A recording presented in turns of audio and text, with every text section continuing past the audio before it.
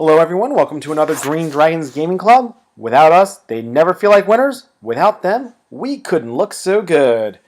So, first off, I always start with this way. We are based out of Westchester, Pennsylvania in the United States. If you live in South Jersey, like Deptford area, if you, Delaware, anywhere around Philadelphia, again, we're always looking to turn around and meet like-minded players. We're an easygoing group. We play everything. One of the guys is really heavily involved with the creation of Robotech. We've got all caliber players from some that go all the way out to ECC and others that literally they play with cardboard containers just to play the game, and that's kind of how we are. We're there to play. So if you're in the area, please definitely reach out to me at via this website. I'm SirMC2015 up on the Ninth Age website, and otherwise the Green Dragons Gaming Club at gmail.com. And that's it. So here we have the Dwarven Holds versus the Vermin Swarm. I actually always like that GW pick of the Skaven models. And we have Dan, the Dan, and this is his list. He actually has a YouTube channel as well, and I am subscribed to it, so if you can turn and look to see who I subscribe to. Otherwise, if you look up Dan on YouTube, and you'll see I literally took a picture from the YouTube video and posted his list. And these were the fanciest rats that I did know. Let's see. There's my ye old dwarves, and I've named them thus because these models are so old that they're like 3rd edition, 4th edition. I mean, they are truly ancient models, and they just look beautiful. Dan commented on how he really liked the plastic of the when 6th edition came out. With my Dwarven army. At the same time, I really truly love the models that I had that are like the old gunnery models that you'll see. And I'm going to start painting them actually this week. So you have my king on a throne with Rune of Resistance, Rune of Forge, 2 shieldings, and Rune of Destruction with a shield. And then you've got the 2 runesmiths, both with this says metal and gleaming, and I actually I changed that to gleaming, and the one gives you gleaming should be minus distracting and hard target, and I also gave them resilience, which should be a -1 to a wound, and same with so they both should be kit out the same way. I have a Thane who has a shield, and he's just a BSB. Nothing else fancy to him. I've got another Thane that's a clan leader with a Holdstone, a shield, Fury, Might, Precision, Iron. I've got my Engineer that's a Wormslayer Rocket with shield, 12 Marksmen that are guild crafted with shields and a champion, 11 Greybeards that Vanguard with shields. You guys can read the list. Any questions, feel free to let me know. So here's a picture of his army. So the black thing that unfortunately you can't see too well, it's a beautifully converted Abysmal Horror, whatever they're calling it now. The Abomination is what it used to be. And the thing that looks like a steam tank, that's his another beautifully kitted out, kit bashed, the Doom Wheels. So you can't see it with this picture, but there are all these little rats that steam tank is actually resting on. They're moving it around. It's beautiful model. I really like this army that he has. He's got the 2 cannons. So he's got 2 huge units of Storm Vermin, 3 huge units of slaves, and then he's got his characters. Over there, that's how he deployed. Now I'm going to go back and forth with these pictures real quick. So I do apologize, but you'll see what I mean in just a moment. So here's my list. There's an army so small, there's an army so big. Small, big. And I remember sitting across the table from going, holy crap, that's a lot of models. What hope do I have? And, you know, my king with his hammers, the problem is hammers, or whatever the Kingsguard now, they only have a 4-up armor, and yeah, they'll hit you, but they need to survive, and because of their point costs, it's just rough.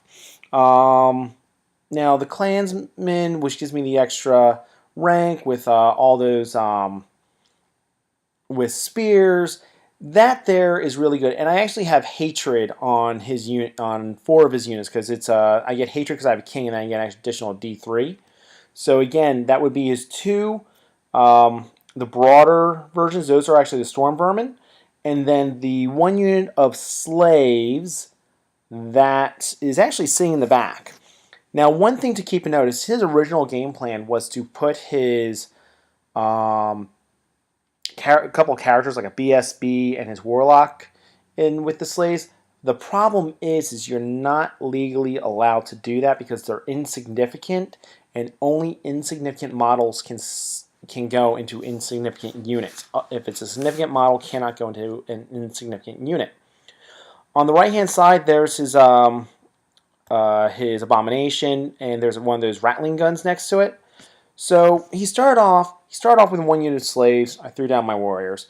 He threw out his Abomination on that side. Oh, by the way, the warriors had Vanguard in this, not the Graveyard, but I did change that later on. I do apologize. And he put down his Abomination, and he put down one other unit. I think it was a unit of slaves. I looked at it, and I'm going, I know what you're doing. I know where you're going to be. So I laid down everything else, got first turn, and he's just kind of staring at me like, okay. And I positioned myself in such a way that I'm using the terrain so that he has to come towards me. Now, with my War Machines, the reason why I chose my War Machines, 1 is I like diversity. 2, I hate playing a nothing but shooty list. I like a well-rounded list. And people have come to fear my flame cannons, which I don't care if there's an engineer close to it or not.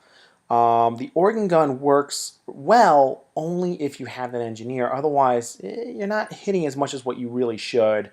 And then the cannon's a cannon. It's a hit or miss weapon at this point in time. And yeah, I'm a dwarf. I have to bring a cannon. And there are definitely times that it does come in handy. So, as I said, I got first turn. So I edge up like this. As I said, the warriors on the one side with the great weapons actually had Vanguard. I've changed that to now it's the Greybeards. But the Greybeards move up. I move everything else up as so. And that's it. That's all I've got going on. So if you notice, there's no longer a rattling gun. So what happened is I actually turned around and I fired my cannon at it, hit it, and it bounced into the Abomination. I'm going, yes! And either he saved it or it failed to wound. C'est la vie. Who cares? I killed that rattling gun because I hate those things. I did manage to put on 3 wounds onto, and you can see that model a lot better. You see the rat sticking out from that. That's his Doom Wheel. And I put 1 wound on them. I think I did more than 1 wound. I did about 5 wounds. I don't know. I think that was a stand and shoot. So now it's his turn. He charges in. And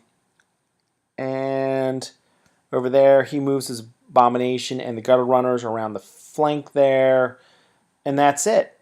And I lost 2 of them to, I don't know, to a magic spell. Then that thing, his Doom Wheel turned around and he failed to restrain it, so it shot his own unit because that was the closest unit and killed 2 of his models. And over here, close combat. That's all he could get in with his slaves. He did 1 wound. I did 3. So I'm losing by like 1 or 2. And I stick. And Dwarves turn 2. So as I said, my flame cannon is feared, especially by Dan, because we were playing a siege game, which unfortunately I'm not able to post because we're working on the siege rules. I'm working on them with somebody else, and then we're submitting them. But people fear the flame cannon, and especially Dan, because he must have lost over 50 models to that flame cannon in that game, because it was just clearing out his his infantry just left and right because it's the template that moves. Anything touched takes strength 5 hit, D3 wounds. So it does such a fantastic, fantastic job. Over here, killed 2 of them. That was close combat, killed 3 of them. They charged in during the turn, and again, dwarves get a +1 to +1 strength on the charge. So I did 4, 5, that's 7 wounds. I think he did 2. So now it's Skaven turn 2. Now, he charges into my hammerers. I expected that. The problem is I had expected my flame cannon to be able to hit the storm vermin that were there, that 50-man unit storm vermin. I was expecting to be able to have them turn around and at least do 10 to 20 wounds, and make them much more manageable, if not panic, and I failed. That misfired, and he sat there before that turn. It's like, you know what, Mark, you've rolled that thing 6 times now, and it has yet to misfire. That thing's due to misfire. And what happens? I roll a misfire. He called it, and I hate him for it. Such a good guy, too. On the left, we just simply do some reforms. His abomination gets into my... I'm using them as the Forge Wardens over there. And that's it. So continuing on with the Skaven turn 2. Again, the flame cannon failed me. He blows it up. As I've been told by a lot of my opponents, is that if we see a flame cannon, they will kill it. That is their target number 1. Over here, the abomination killed all but 3, and then eventually runs them down. Over here, I lost another 2. They actually fail. I hope they were passed. I mean, I had, but unfortunately without a reroll. Just static combat res. I think I whiffed on my rolls. I don't even think I did a wound. They run away, but they fail to get caught. And over here, he does a wound to me, but I do a lot more to him, or I do the same to him, but I stick. Dwarves turn 3. So, looking at this, I rally my dwarves, and I'm finally like, you know what? I could either charge the abomination with my 1 unit, or when I need to turn around and move it closer to try to save my king. And that was actually more of my concern, was saving my king. Because the abomination is toughness 6, so even if I charge, I need 6s to wound, with the exception of my character that's in there that would need 5s, even with hatred on the abomination. So there's that. And I have my hold stone is in there. So I'm like, look, even if he turns around and charges my rear, that's not bad for me, because, you know, he's going to turn around, he's going to get his attacks. I'm then going to turn around and have at least 4 ranks of spears coming at him. Lethal strike, so if on any 6s to wound, he gets no regen save. I'll take those odds. And then I still have my rank bonus. I'll be steadfast, I'll reform, yada, yada, yada. So I wasn't concerned about that. And that was it. So over here, they rallied. The warriors kill another 6 guys. And this was kind of what I was worried about. So when it comes to the war of attrition, I'm actually, in my opinion, winning the war of attrition. I'm doing more wounds at this point than he is. And I did charge in my engineer. Dan on his website actually asked that question as to, why did you charge in your engineer? Just why? And here's the answer is, I needed the combat res. I thought he was going to kill every last model that I had in that unit. And fortunately he didn't. I had 1 left, because it's my king on the throne. Then I've got the first black guy next to my king is actually a runesmith. Then I've got my standard, and that was it. So I thought I needed the combat res. My BSB wasn't close enough for me to utilize my BSB at that point in time. So I had to turn around. I had to get get him closer. So, fortunately, I pass with my 10 leadership. Not even. I don't even think I actually. I think I may have won that combat. I don't know because of the amount of wounds I did. Now, one thing is he does have an assassin. His assassin did most of those wounds to the unit, and he put his assassin right there in front of my king. I don't remember why my king just didn't kill his assassin that turn. So now it's his turn. He charges into the flank of the warriors down there at the bottom. He charges the cannon with his huge unit of storm vermin. He charges the graybeards with his slaves. I don't know why one character is off to the side there. He charges into the graybeards, and I fled from the slaves, and then he redirected into the handgunners. I'm like, that's okay. I've got shields. You're not going to turn around and fully take on those, take them on, and that's it. So it's not looking too pretty for the dwarves though. But I'm not out. So over here, I have no idea what killed two of the models. Probably magic or shooting or something. I think he shot me with his gutter runners. Skaven turn 3. Oh, that picture's out of order. They broke. Okay, I think I lost maybe one model, but they broke from combat res and fled that way. He kills that cannon easily. And over here, he kills my engineer, and he manages to kill my one remaining character. However, that was it for rank and file, so only the models that were touching the runesmith could attack the runesmith.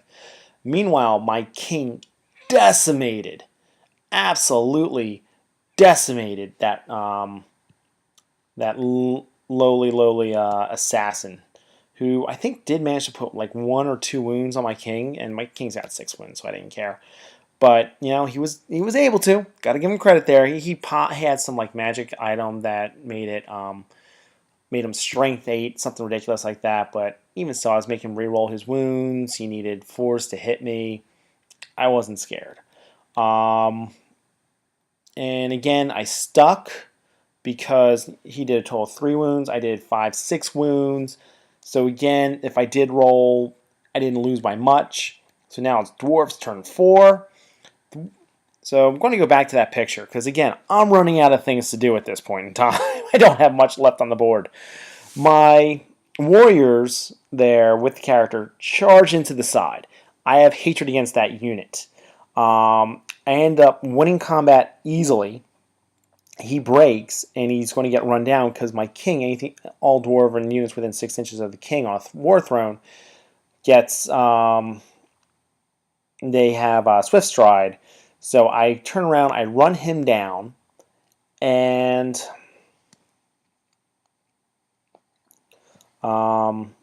then this is what happens at the end. So we did that combat first. So my king went into the flank, the direction that they were facing, ends up going into the slaves against the handgunners, helps the handgunners decimate the slaves. The king overruns. He rolled so dismal, but so did I. But I rolled well enough to catch the slaves. And that's it. So this is all we have left on the board. These Abomination Gutter Runners off to the side and 2 units of slaves on the other side. There's a better picture of what's left at this point, and his 2 cannons. So far, it's just been nothing but a fun game. Having fun. One thing with the Skaven spell lore, their attribute is allow for an extra rank to attack. It's brutal. And then that one unit that I turn around and beat up, that unit had hatred. This other unit has stupidity and frenzy or something along those lines. So again, just royally, totally brutal. He has the Skaven brew. So job well done to Dan with that. And so now Skaven turn 4. He charges my king. Now, you see where that unit of 10 Skaven. The reason why he has the 10 Skaven pulled is he turns around, he casts a spell, and he rolls a miscast. It goes off using 5, and it wasn't even a great spell. I can't remember what spell it was at this point, but it wasn't great. Gets a miscast. He blows up his wizard, and a large pie template kills 10 models. They turn around in that combat, kill my my one character, the runesmith. I think I totally whiffed in that combat too, and even with the hatred, I whiffed. Over there, they broke my warriors easily. They ran off the board. So now it's Dwarves turn 5. I have to rally my king. And he did try to pursue. He tried to pursue my king. My king got away. So he overruns into my handgunners. And my warriors, we actually used a laser pointer and figured out the warriors were definitely in. Even it looked like it was in the flank, but when we did the laser pointer, it was so evident it was a rear charge. So the warriors with characters are going into his rear, and that was it. So there's still so many models that on the board for him. It has me going, oh my god, I lost the game. But I put 3 wounds with my organ gun into the abomination, and they make mincemeat out of that unit. Absolute mincemeat. And both units go to try to pursue, and that's how it looks. So I'm going, yes, I'm a happy camper right now. No worries. Turn 5, abomination into the warriors. Like, that's all right. I got this. I'm not worried about this yet. This big ugly guy. I got my spears. I whiff. Even with hatred on that monstrosity, I ultimately whiff, wounding. No 6s whatsoever. Takes 2 turns, but he does get that unit with the BSB. Then he goes into my unit over there, being the Thunderer or the Guild-crafted handgunners. Eats that unit. So the results are still a Dwarven holds victory. That's all I can say is go Dwarves. And it was such a bloody game. There wasn't a lot left. He had the Slays, the Abomination, the 2 cannons.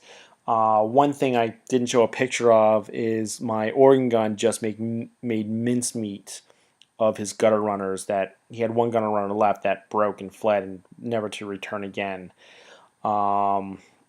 So again, point wise, I was still victory. We totally forgot about secondary objectives. Didn't even do that. And MVPs, I'm going to give it to my king. My king stayed. He killed the assassin. He grinded out that 1 unit and was pretty solid over there. And then allowed the warriors to come around the flank. For the Vermin Swarm, his abomination. His abomination is what kept him in that game to get it close at the end. And that thing was just nasty. So hopefully you enjoyed listening to it. Please feel free to post any comments or questions. And I do have a bunch of these. I'm sorry for the delay. Life. That's all I'm going to say. I had vacation, kids, work. It's the whole thing. So I do apologize. So I'll try to get them up as soon as possible.